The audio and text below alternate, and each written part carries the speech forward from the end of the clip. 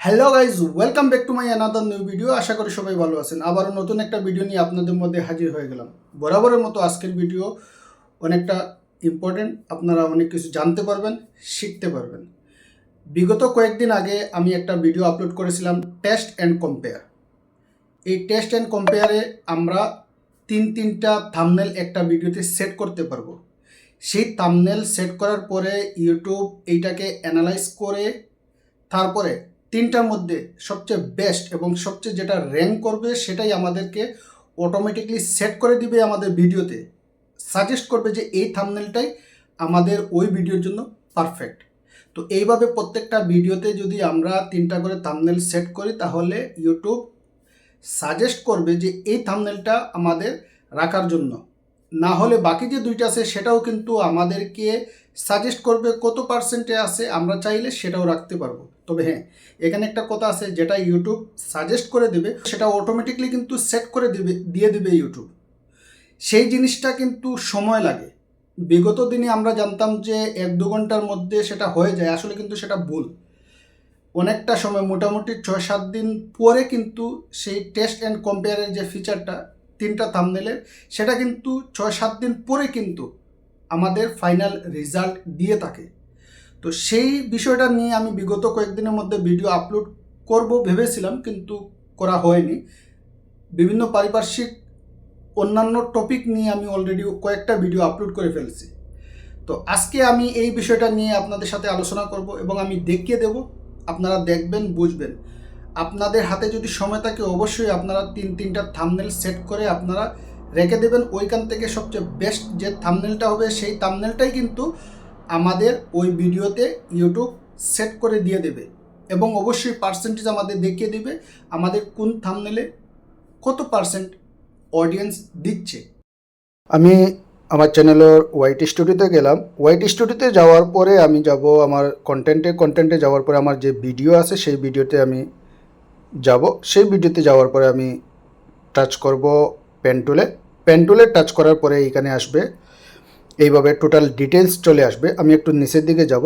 নিচের দিকে যাওয়ার পরে নিচে যে থাম্বনেলের যে অপশনটা আছে সেই থাম্বনেলের অপশনে আমরা যাব। থাম্বনেলের অপশনে যাওয়ার পরে থাম্বনেলের উপরে 3 ডট আছে, সেই 3 ডটে যদি আমরা টাচ করি, 3 ডটে টাচ করার পরে এইখানে দেখেন ভিউ টেস্ট রিপোর্ট। এই ভিউ টেস্ট রিপোর্টে যদি টাচ করি তাহলে এইভাবে একটা ইন্টারফেস আসবে। এইখানে দেখেন আমার এই যে থাম্বনেল টেস্টের জন্য টেস্ট অ্যান্ড কম্পেয়ারের যেটাতে এইখানে কিন্তু আমাকে পার্সেন্টেজ দেয়নি, অলরেডি দিয়ে দিছে। আমি অনেক দিন পরে দেখছি, হয়তো সেই কারণে আমাকে এইখানে পার্সেন্টেজ শো করেনি।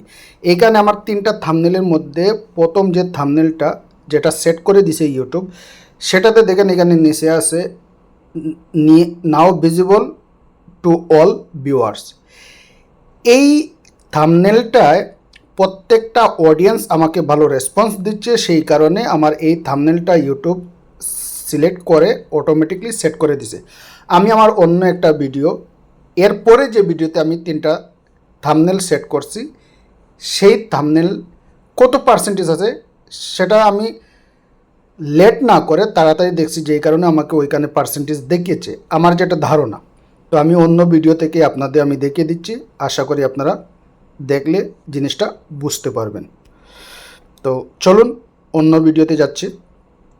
অন্য ভিডিওতে সেকেন্ড যে ভিডিওটা, এই ভিডিওটা হলো কি ফর জিমেইল সিকিউরিটি সেটিংসের যেটা আসছিল, ঠিক আছে, 4টা সেটিংস জিমেইলের। এই ভিডিওতেও আমি 3টা থাম্বনেল সেট করেছিলাম।